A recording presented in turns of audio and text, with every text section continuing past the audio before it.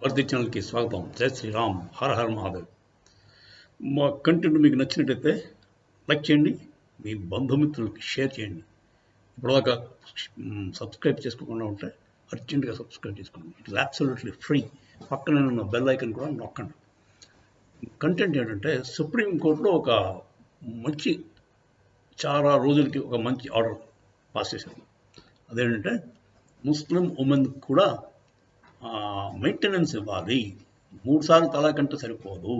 అంటే పూర్వం ట్రిపుల్ తలాక్ బ్యాన్ అయింది, కాకపోతే అది బయటికి లేకపోయినా లోపాయికారిగా జరిగిపోతుంది.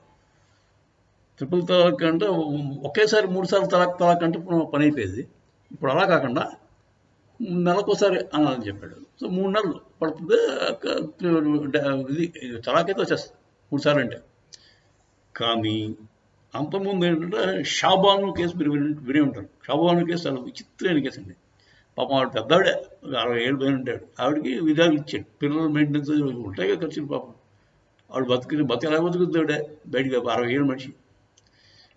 ఆవిడకి మెయింటెనెన్స్ ఇవ్వక్కలే, ముస్లిం లా ప్రకారం మెయింటెనెన్స్ ఇవ్వక్కలే.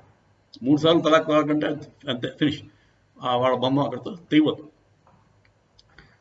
దాని మీద ఆవిడ కేసు వెళ్ళింది, గెలిచిన తర్వాత కాంగ్రెస్ వాళ్ళేమో మన రాజీవ్ గాంధీ టైంలో ఏదో కింద మీద పెట్టి ఆ కేసుని మతలబ్ చేసి మళ్ళీ లానే మార్చేశారు. సో బేసిక్గా ఏంటంటే, ఆవిడ అడిగింది 40 రూపాయలండి నెలకి మెయింటెనెన్స్. 40-80 రూపాయలు మెయింటెనెన్స్. దానికోసం పెద్ద పెద్ద లాయర్లు, లక్షలు కోట్లు తినేసిన లాయర్లు పెట్టుకుని ముస్లిం అందరూ అది పెద్ద ప్రెస్టేజ్ కింద తీసుకుని మొత్తం దేశం మొత్తాన్ని కలిగించారు. అది మెయింటెనెన్స్. ఆ లాయర్కి ఒక రోజు ఒక గంటకి ఇచ్చిన డబ్బులు ఆవిడ ఇచ్చేస్తే ఆవిడ హ్యాపీగా బతికేది. అది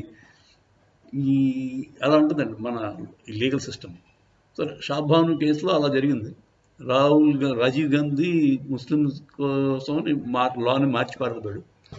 వాళ్ళు భరణం అంటే మెయింటెనెన్స్ ఇవ్వక్కర్లేదని చెప్పేసి వాళ్ళ లా ప్రకారం వెళ్ళిపోతున్నారు. కాకపోతే ఇప్పుడు సుప్రీంకోర్టులో వాడు మెయింటెనెన్స్ ఇవ్వాల్సిన అవసరం ఉంది అని చెప్పారు. మామూలు మన హిందూ ఉమెన్కి ఎలాగో అలాగనే ట్రిపుల్ తలాక్ అయినా కూడా 3 సార్లు 3 నెలల్లో తలాక్ చెప్పేసి విడాకులు తెచ్చుకున్నా కూడా వాడు మెయింటెనెన్స్ మాత్రం ఇవ్వాల్సిన అవసరం ఉంటుంది అని చెప్పి సుప్రీంకోర్టు ముస్లిమ్స్కి రూలింగ్ ఇచ్చింది. ఇప్పుడు ఏం గొడవలు పెడతారో, ఎలా పెడతారో చూడాలి. ఇప్పుడు అదేదో వాళ్ళ షైరాల్లా అంతా కూడా ముస్లింలా అంతా కూడా మారిపోయింది. వాళ్ళు చాలా మంచిలా కదా, దాన్ని ఎలా చిక్కెళ్తారు మీరు, మా పుస్తకంలో ఉంది అని చెప్పి ఏడుస్తారు. కాకపోతే మరి షైరాల్లా ప్రకారం డెమోక్రసీ కూడా లేదండి ఎక్కడ. షైరాల్లో మీకు ఓటింగ్ సిస్టమ్ అనేది ఎక్కడ లేదు. ఆ ఓటింగ్ కూడా మానేసుకోమనండి. లెట్ ముస్లిం నాట్ ఓట్, వాళ్ళకి ఓటింగ్ రైట్స్ తీసేయండి. అప్పుడు షైరాలో కరెక్ట్ ఉంచుకోండి, మీ షైరాలో ఉంచుకోండి. మీరు దొంగతనం చేస్తే చేయి నరికేస్తారు, ఓన్లీ ఫర్ ముస్లిమ్స్. అది చెప్పండి. ఇలా అయితే బాగుంటుంది నా ఉద్దేశం. మీరంతా ఏమంటారు చెప్పండి. జై శ్రీరామ్, హర హర మహాదేవ్.